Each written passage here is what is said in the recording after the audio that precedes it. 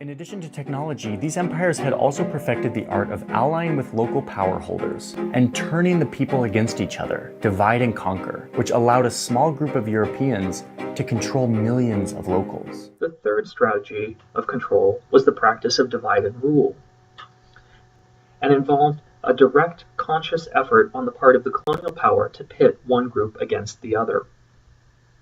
Divisions could be ethnic, linguistic, cultural, religious, really anything that can be used to divide society socially. After fermenting local tensions, the colonial power could position itself as the keeper of the peace, providing a moral fig leaf for its colonial interventions. You've got a country that you don't like that has some minority people that want to secede, and so they're fighting there. Well, you can go fund that insurgency, and then the one you don't like is pinned because they're going to be paying attention to that insurgency. And while they're pinned there, they can't probably do things elsewhere that you might care about. And the tragedy of what they become are frozen conflicts is the outside power, if they are playing their cards right, they're not bearing any of the costs. They're pinning someone they don't particularly like. All the costs are borne by the local population, who are suffering horrendous deaths, lack of economic growth, and if you're having warfare where you live, what a total disaster. The situation was very different 25 years ago when the first democratic election was under threat of violence. In the few months before April 1994 elections, at least 1,000 people were killed in heightened tensions between the ANC and the IFP. Political violence in KwaZulu-Natal claimed, according to sources, more than 20,000 lives since 1984. The four-year transition period from February 1990 to April 1994 was characterized by political violence between the ANC and IFP, seen as a low-intensity war. This was fueled by a so-called third force of state security operatives, which supported IFP paramilitaries against what the ANC termed was its self-defense units. In this time of escalating violence, the elections faced the threat of violent disruption after the IFP threatened to boycott the polls, wanting more power in the then Transvaal and Natal, where the party enjoyed support. We start with Tim Udise putting the first question to Mr. de Klerk. Tim. Well, thank you, Frick. Question to Mr. de Klerk. Mr. de Klerk, violence, both political and criminal, poses a #1 threat to the elections, and over the past few years it has continued unabated, and seemingly the government is unable to deal with it. With that kind of record, as still incumbent president, what guarantees do you give the electorate tonight that violence will not get completely out of hand and thus subvert the forthcoming elections? Thank you for the question, Tim. Let me start out by saying I disagree with the analysis that the government is not dealing effectively with it. Yes, there is too much violence, but the government has taken extensive steps to deal with it. In KwaZulu-Natal, there is a state of emergency.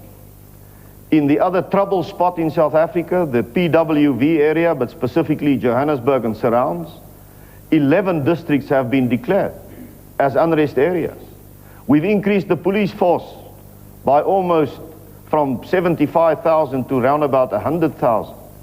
The government is taking whatever steps is possible, but its task has been made very difficult by inter alia, our main opponent, the ANC, by their demonizing of the police force, by driving a wedge between communities and the police force. Our task has been made extremely difficult by the continued existence and activities of the self-defense units and of activities also of supporters of the ANC. I sit here with 8 extracts from Goldstone reports showing that the violence in all 8 instances, and they were serious instances, in all 8 instances was attributed to ANC supporters and Inkatha supporters at each other's throats. That is not an easy problem to solve. Mr. Mandela, your response in 2 minutes. I deal with this question on the basis that is the duty of the leadership to put before the public a total picture. And what I find unacceptable is the fact that the president should misquote the reports of Mr. Goldstone. Because if you look at his reports, the police are deeply involved in this violence. You have one of the top police officers who has been suspended from his duty precisely because there are serious allegations against him of gun running, of working with murderers to murder innocent people.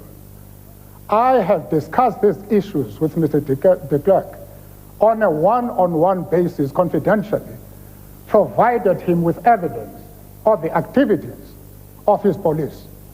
There is one thing he does not want to know. There is one thing that he covers very, very stubbornly, and that is the involvement of senior police officials in this violence. That is the truth. That is the total picture. Rebuttal from you, Mr. de Klerk.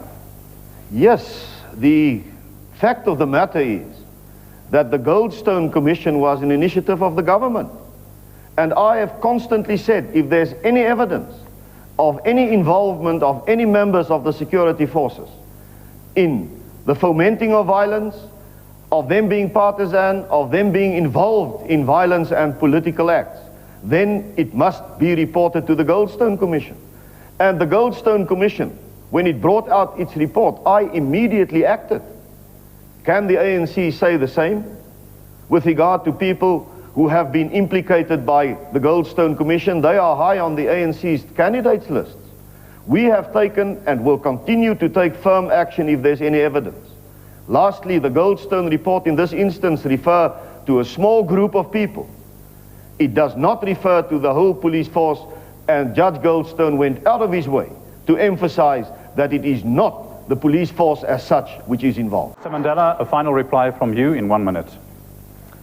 Well, again, Mr. de Klerk is not putting accurately the report from Mr. Goldstone, because that report, whilst it accepts that there are many policemen who are good, has actually laid grave charges against a senior police officer. And I don't accept the explanation which the state president has given. He has much to explain than he has done. He is less than candid in putting facts before the public. There is no organization in this country as divisive as the so-called new National Party of my friend on my left. It is actually promoting racial hatred. I hope... please, ladies and gentlemen, please. I hope I'll be able to demonstrate now how they are trying to turn the colored community against the African people through slogans which are totally without foundation, and where the Independent Elections Commission has condemned the National Party for promoting inflammatory and racist attitudes in the community. That is the so-called new National Party. That is the false claim of building unity, which my friend is making. I reject that totally. This document, the Vinde van Verandering, is full of the most scandalous, outrageous, racist allegations, where they say the slogan of the African National Congress is "kill the colored, kill the bull."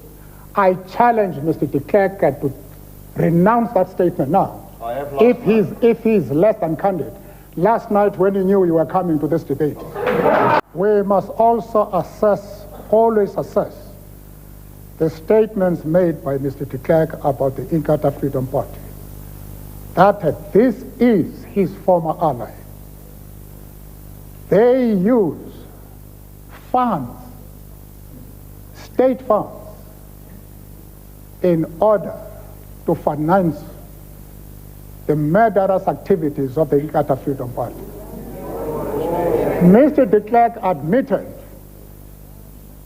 in July 1991 that they had given 8 million rand of our tax, of our money, to Inkatha. He admitted that. He had earlier admitted that they had given 250,000 rand to Inkatha. Always assess his statement in regard to Inkatha against that background. Mr. de Klerk. I find the sudden aggression of Mr. Mandela on this issue strange. It is the one thing that we have been cooperating well on. Can I just say that Mr. Mandela is referring to historical situations? I have stopped all the covert actions, and the Khan Committee under Professor Khan has monitored it and has assured me now that he is happy with the way in which all the covert activities which took place without my knowledge have been properly put under the table, and it's finished. Can I just say that as far as Inkatha is concerned, we are near to each other because they also believe in free enterprise, because they also believe in federalism. It is a policy bond, yes, which exists between us, but this government does not fund murderous activities.